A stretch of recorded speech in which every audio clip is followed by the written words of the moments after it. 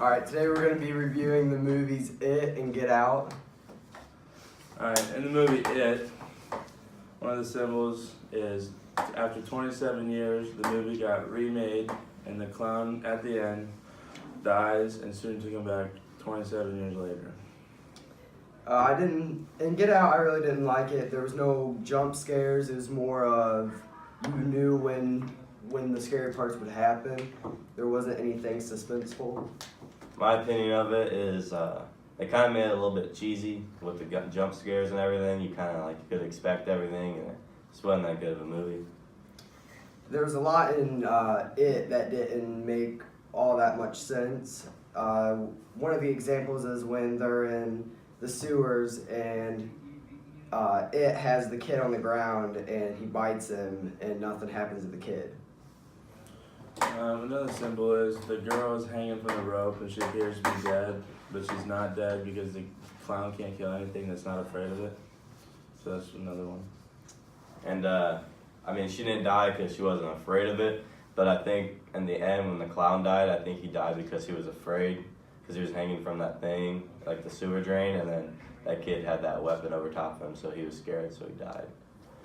On the IBN rating scale, we gave it a 2.5 star out of 5 stars. Not the greatest movie.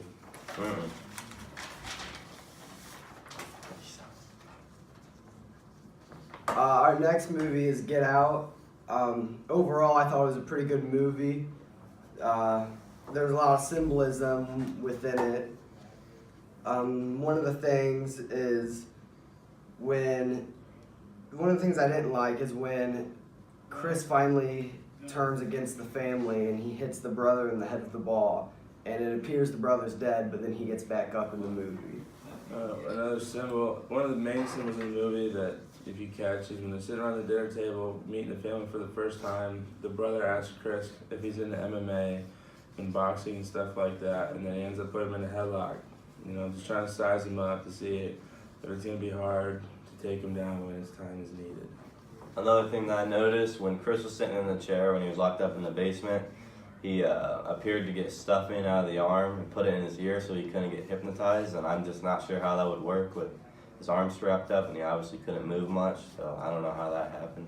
One of the big symbols was when she's eating the Fruit Loops and milk, and she eats them separate, almost to say like segregation, all white versus the colored cereal.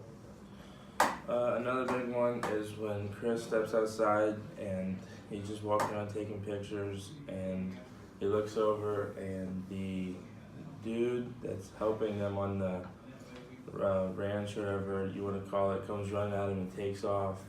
Towards the end, when Chris is trying to get away, he goes running at him because he's practicing for times like that. Another thing is the mom, when Chris first got to their house, she said that she was going to hypnotize him to get him off smoking, but really that was just a cover-up so she could hypnotize him and obviously brainwash him, like the other people they had working for him. One of my big questions was, usually the people they got to hypnotize were dating Rose, but Andre wasn't dating Rose. They took him in the beginning of the movie.